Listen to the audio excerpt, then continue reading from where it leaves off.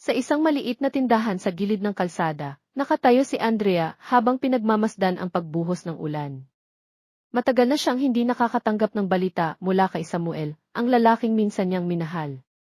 5 taon na ang nakalipas mula nang umalis ito patungong ibang bansa, dala ang pangakong babalik. Sa bawat patak ng ulan, bumabalik sa kanya ang alaala ng kanilang huling araw na magkasama, ang halakhak nila habang tumatakbo sa kalsadang basa. Ang haplos ng kanyang kamay sa pisngi ni Samuel bago ito sumakay sa bus, at ang pahiwatig ng lungkot sa kanyang mga mata habang papalayo ito. Ngunit ngayon, wala na siyang hinihintay. Natuto na siyang mabuhay nang wala ito. Ngunit sa hindi maipaliwanag na dahilan, sa mismong araw na ito, sa ilalim ng parehong madilim na langit, isang estrangherong nakaitim ang lumapit sa kanya at iniabot ang isang lumang sobre. Nanginginig ang kanyang mga daliri habang binubuksan ito. Sa loob, isang punit na litrato nilang dalawa at isang sulat, huling liham ni Samuel, isinulat 3 taon na ang nakalipas. Hindi na nito naipadala.